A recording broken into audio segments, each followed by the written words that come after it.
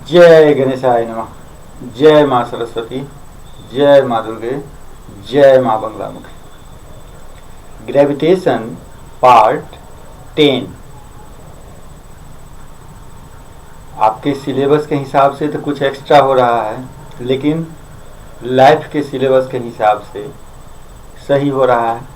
ठीक है, आज मेरे हिसाब से लास्ट हम करने जा रहे हैं। हो सकता है बच जाएगा तो फिर 11 में जाएगा।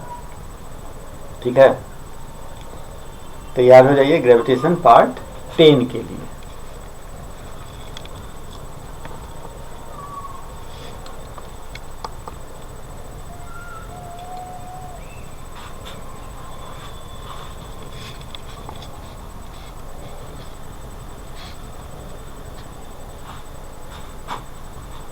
क्या है पार्ट 10? सॉरी।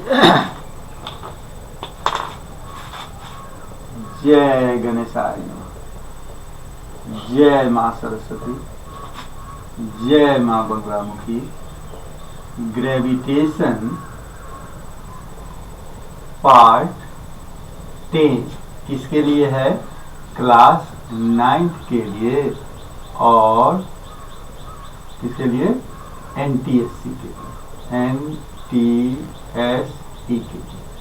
ठीक है, आज का मेरा टॉपिक क्या है सो आपको हम बता दें। ठीक है, आज का टॉपिक हमारा क्या है? क्या है टॉपिक? सुनिए, टॉपिक यह है मेरा कि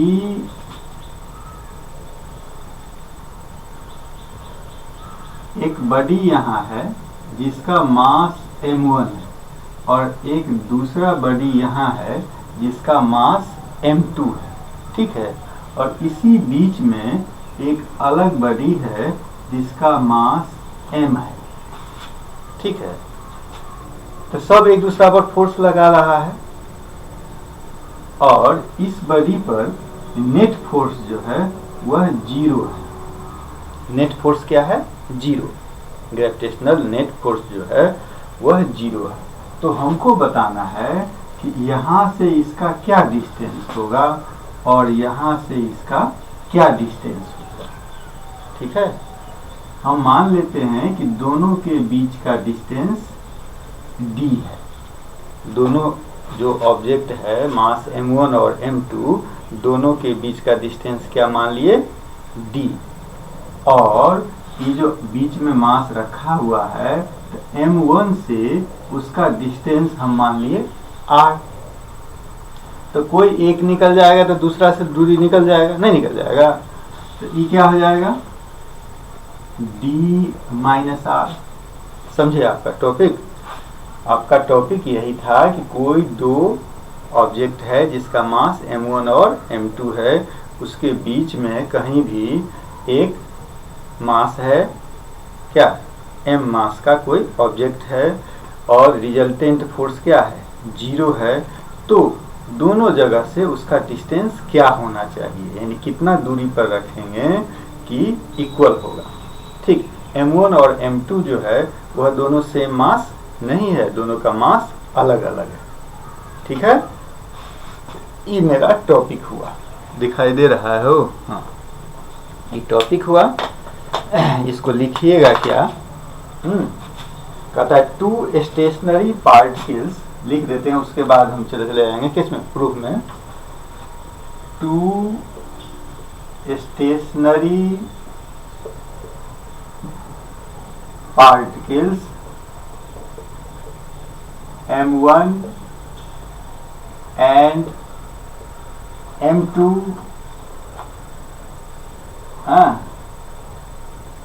are the distance apart। माने दोनों के बीच का डिस्टेंस क्या है? d। a third particles lying on the line joining the particles M1 and M2,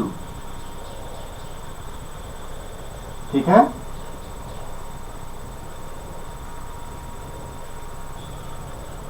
Third particles lying on the line joining the particles M1 and M2. Particle M experience no resultant gravitational force, gravitational force हो गया। तो क्या निकालना है, what is the distance, what is the distance from M1 and M2, from M1 and M2, कहाँ का, M से M1 का डिस्टेंस और M से M2 का डिस्टेंस हमको निकालना है। यही आपका टॉपिक है आज का, ठीक है। तो इसके लिए हम आपको फॉर्मूला डिराइव कर देते हैं। ये का है तिरछा हो गया जी, फॉर्मूला डिराइव कर देते हैं। उसके बाद इस पर आपको क्वेश्चन दे देंगे बनाने के लिए। डायरेक्ट जब फॉर्मूला आ गया तो क्वेश्चन बनाने में कोई दिक्कत नहीं है। क्या चला जाए, हम लोग क्वेश्चन में चलें। पहले इसके डेरिवेशन में ना, इसको रहने देते हैं। फिगर का तो हमको काम है, फिगर का काम है, फिगर को हम रहने देते हैं।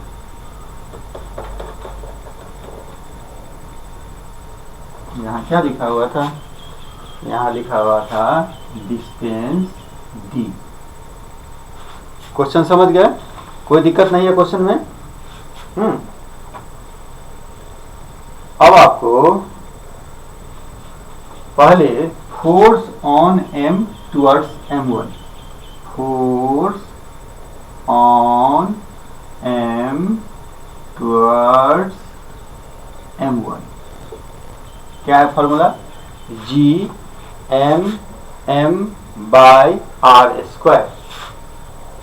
इस फोर्स को हम मान लेते हैं क्या, F1। तो F1 is equal to M1 M by कितना, R²।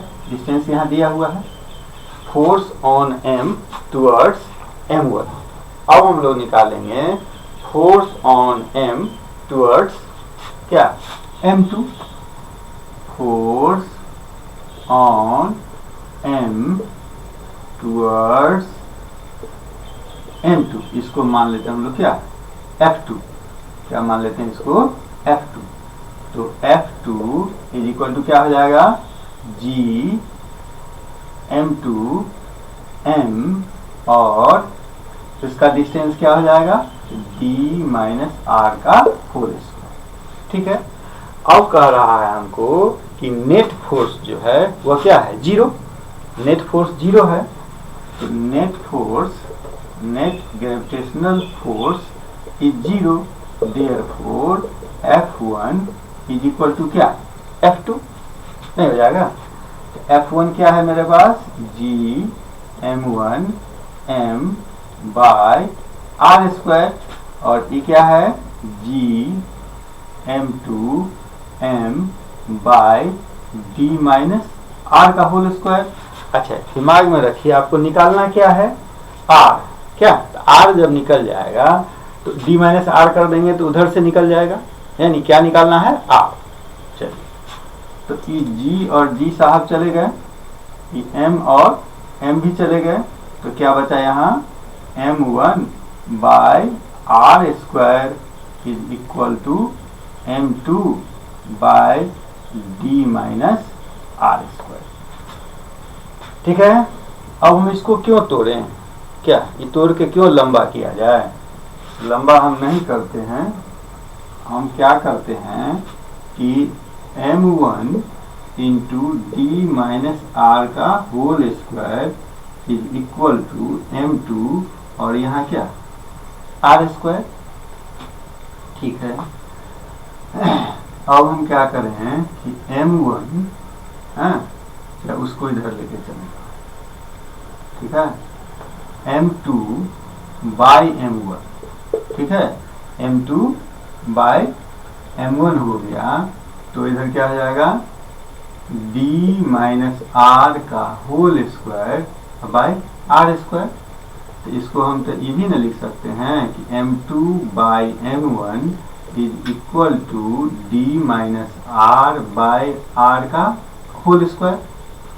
क्या इसको हम ये भी ना लिख सकते हैं कि m2 by m1 is equal to d by R minus R by R का होल स्क्वायर।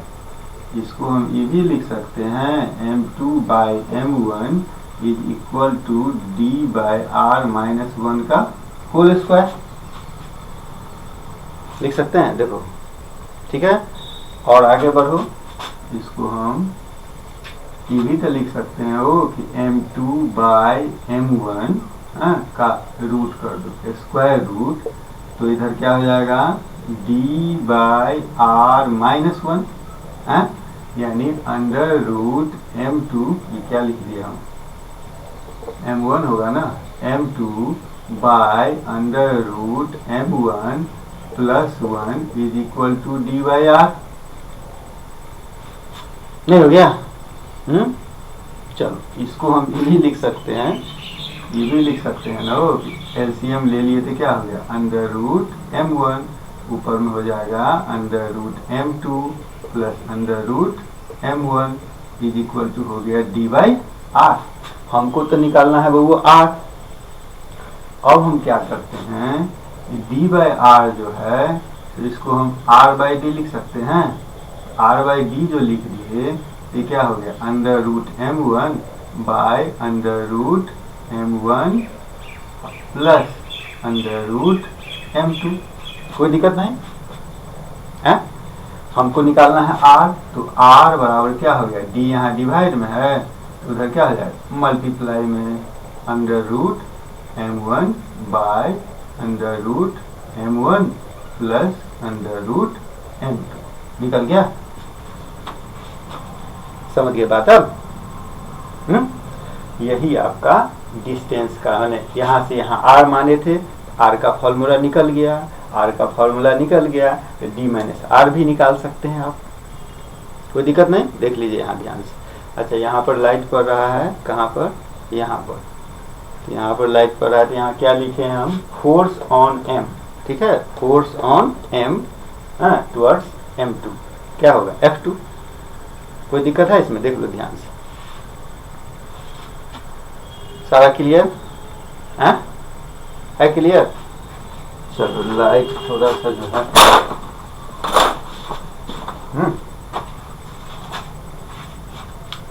ठीक है, अब तो कोई लाइट नहीं है। अब हम आगे बढ़ें। बारिश के कारण जो है ना, बारिश के कारण लाइट सिर्फ आंख मारते रहता है। चलिए फॉर्मूला मेरा क्या आया, ई आया लास्ट में, सिर्फ उसको हम छोड़ते हैं, बाकी को जो है सफाचट कर देते हैं, ठीक है। इसको आप अपने से कुछ नहीं है क्या, आप देखे हैं ये आपको आता है, सिर्फ हम एक से दूसरा को मिला दिए हैं, आपको भी आ जाएगा, आप सिर्फ एक से दो बार उसको बना दीजिए। ये ना मेरा फॉर्मूला हुआ हो, यही मेरा फॉर्मूला हुआ।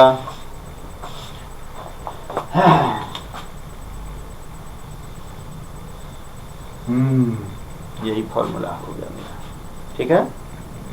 अब हम कह रहे हैं आपको कि यदि आपको क्या दे दें, जैसे ग्रीन से तो साफ होगा नहीं, एक बॉडी यहाँ है, दूसरा बॉडी यहाँ है, ये है आपका m1, ये है आपका m2, बीच में एक मास क्या है m, पूरा डिस्टेंस क्या है आपका d, यहाँ से यहाँ का डिस्टेंस क्या है r, है ना। अब इसमें कुछ वैल्यू डाल दें तो आप नहीं निकाल लीजिएगा आराम से। जैसे मान लो कि हम m1 जो है इसको 225 kg कर दें, नहीं ये क्या हो गया m1, और इसको हम कर देते हैं 625 kg। ये हो गया मेरा M2। ये जो डिस्टेंस है, डिस्टेंस को भी हम लिख देते हैं कितना, 100 मीटर। आर नहीं निकल जाएगा आपका, आराम से आप आर निकाल लीजिएगा, कोई दिक्कत नहीं है। कैसे निकालिएगा, R is equal to D into √m1 यानी 225 by √225 plus √625 is equal to 100 into 15 by 15 plus 25, 100 into 15 by 40 यानी 75/2 इज इक्वल टू 37.5 हो गया। तो M1 से डिस्टेंस, तो M2 से डिस्टेंस कितना, 100 माइनस 37.5 62.5 मीटर। कोई दिक्कत नहीं। अब मेरा विचार है इसमें कि इस पर क्वेश्चन एक डाल दिया जाए। क्वेश्चन क्या डालें, बच्चा वाला क्वेश्चन है, बच्चा सब है। तो मेरा विचार है कि एक यहाँ हम लिख देते हैं M1, यहाँ लिख देते हैं M2, ठीक है, और क्या क्या है, यहाँ लिख देते हैं D या यहाँ लिख देते हैं R। ये 4 वैल्यू है क्या। रिजल्टेंट फोर्स क्या लग रहा है, 0। रिजल्टेंट फोर्स क्या लग रहा है, 0। ये दिमाग में रखना। इस 4 में से किसी 3 का वैल्यू हम दे देंगे तो चौथा का वैल्यू निकल जाएगा। साधारण बात है, बच्चा वाला काम है बच्चा सब। तो हम इसमें ये 4 क्वेश्चन भी मेरा बन जाएगा, नहीं बन जाएगा। जैसे M1 को मान लेते हैं हम कितना, तो 900 kg। M2 आपको निकालना है, डिस्टेंस हम दे देते हैं 200 मीटर और रेडियस दे देते हैं, मैंने R दे देते हैं वहां से 20 मीटर, निकल जाएगा आराम से। दूसरा में हम M1 कह रहे हैं आपको निकालने के लिए, M2 दे देते हैं 1225 kg, डिस्टेंस दे देते हैं 500 मीटर और R दे देते हैं आपको हम 300 मीटर, ठीक है।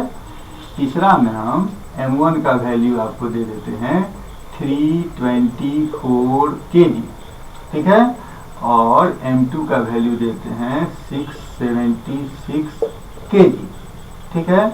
और इसमें आपको हम कह रहे हैं डिस्टेंस निकालने के लिए R का मतलब क्या कि M1 से डिस्टेंस, ठीक है, इसी को मान के चलिएगा। तो कितना हो जाएगा, वो निकालना है और वो डिस्टेंस देते हैं हम कितना, 400 मीटर, 400 नहीं 40 मीटर, कितना 40 मीटर, ठीक है। अब सिर्फ एक वही बचा हुआ है, तो इसमें हम ले लेते हैं कितना, 2025 kg, ठीक है, और इधर ले लेते हैं 361 kg, ठीक है, और डिस्टेंस ले लेते हैं 1 किलोमीटर, ठीक है, और इसको आपको निकालना है। हो गया ना 4 क्वेश्चन मेरा, बच्चा सबका है तो 4 क्वेश्चन बच्चा के लिए काफ़ी है, सिंपल। अब हम इसमें थोड़ा दूसरा पॉइंट पर आते हैं, ठीक है। उसमें हम डीप में तो नहीं जाएंगे, लेकिन थोड़ा सा टाइम भी बचा हुआ है, तो हम सोच रहे हैं कि वो पॉइंट आपके दिमाग में डाल दें। और तो सब पढ़िएगा 11th में जाकर के पूरा, लेकिन थोड़ा सा यदि नाम भी पता रहता है ना किसी चीज़ का, तो आसानी हो जाती है आगे के लिए, ठीक। तो पॉइंट क्या है, समय भी कम है उसमें, पॉइंट क्या दिया जाए बच्चा सबको है, मेरे बच्चा को एक पॉइंट बताया जाए, ग्रेविटेशनल फील्ड, ग्रेविटेशनल फील्ड और ग्रेविटेशनल फील्ड इंटेंसिटी। जैसे मैग्नेट में होता है ना मैग्नेटिक फील्ड और मैग्नेटिक फील्ड इंटेंसिटी, उसी प्रकार से ग्रेविटेशनल फील्ड। लिख लीजिए डिफिनीशन ग्रेविटेशनल फील्ड का, ग्रेविटेशनल फील्ड। देखो हम डिफिनीशन लिखने लगेंगे तो टाइम लगेगा, इसलिए तुम लोग फटाफट लिखो। Gravitational field, it is the space around a mass or an assembly of mass, a mass or an assembly of mass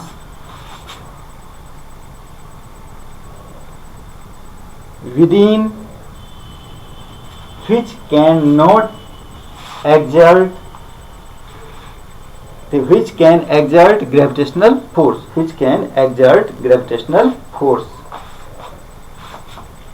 on other masses. ठीक है, अब हमको मेन पढ़ना है ग्रेविटेशनल फील्ड इंटेंसिटी। दूसरा पॉइंट क्या है, gravitational field intensity.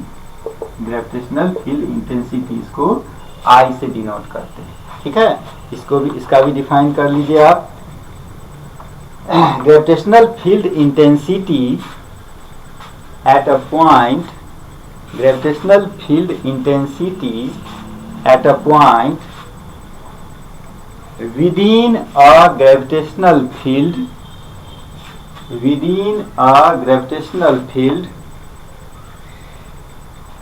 is defined as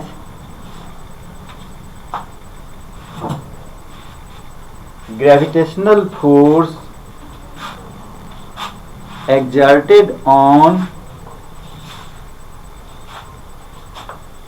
unit mass placed at that point, unit mass placed at that point। इसीलिए I is equal to gravitational force by unit mass। ठीक है, कोई दिक्कत नहीं। अच्छा, अब हमको इसका यूनिट निकालना होगा। तो इंटेंसिटी का फोर्स का यूनिट क्या हो गया, न्यूटन, और मास का यूनिट क्या होगा, केजी। तो न्यूटन पर केजी ये किसका यूनिट हो गया, ग्रेविटेशनल फील्ड इंटेंसिटी का। कौन यूनिट हो गया, एसआई। इसका सीजीएस निकालना होगा तो क्या लिखिएगा, डाइन पर ग्राम, नहीं लिखिएगा, क्या लिखिएगा, डाइन पर ग्राम। और इसका आपको निकालना होगा डायमेंशन। जब डायमेंशन निकालिएगा आपको आता है निकालने m0 L1 और t का पावर क्या, -2 हो गया। एक और पॉइंट हमको बताना है बच्चा को, ये हो गया आपका ग्रेविटेशनल फील्ड इंटेंसिटी। एक पॉइंट और है, क्या बता दिया जाए बच्चा को, ग्रेविटेशनल पोटेंशियल एनर्जी। एक अलग पॉइंट है, ग्रेविटेशनल पोटेंशियल एनर्जी। ठीक है, ग्रेविटेशनल पोटेंशियल एनर्जी, इसका भी डिफिनेशन लिखिए। Gravitational potential energy of a particle, gravitational potential energy of a particle situated at a point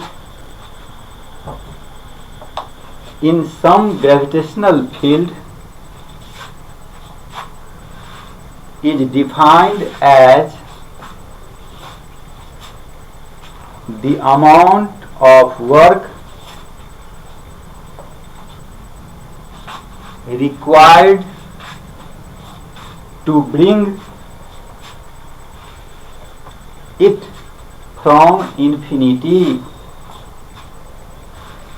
to that point without changing its kinetic energy। ठीक है, चलिए इसके लिए क्या फॉर्मूला है, तो work done, work is equal to हो जाएगा U, gravitational potential energy, U is equal to -GM/r। ठीक है, या ये भी कह सकते हैं -GM1/m2/r, दोनों हो जाएगा। ग्रेविटेशनल पोटेंशियल एनर्जी के लिए इसका क्या हो जाएगा, डायमेंशन क्या होगा, डायमेंशन ग्रेविटेशनल पोटेंशियल एनर्जी का डायमेंशन। अच्छा, इसका यूनिट क्या होगा, एनर्जी है तो क्या होगा, जूल। ऐसा यूनिट क्या, जूल। सीजीएस यूनिट क्या, अर्ग, नहीं, SI यूनिट जूल और CGS यूनिट RS।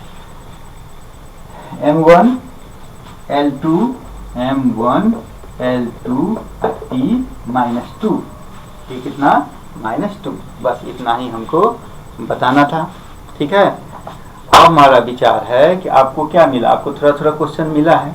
क्वेश्चन हमको और थोड़ा बताना था, लिखना था, ठीक है, लेकिन इसको यहीं पर रहने दीजिए।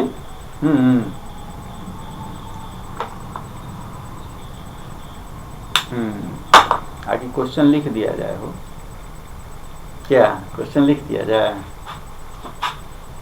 मेरा बच्चा सब नहीं लिखेंगे तो दुखी हो जाएगा क्या, इसीलिए लिखिए देते हैं कि चलो टाइम बता दिए, ठीक है।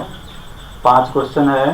A stone dropped from a height h reaches the earth surface in 1 second if the same stone is taken to moon and dropper freely from the same height, then it will reaches the surface of the moon in a time is what. इसमें आपको time निकालना है। Weight of a body decreases by 1% when it is raised to a height h above the earth's surface. If the body is taken to a depth h in a mine, then find the weight.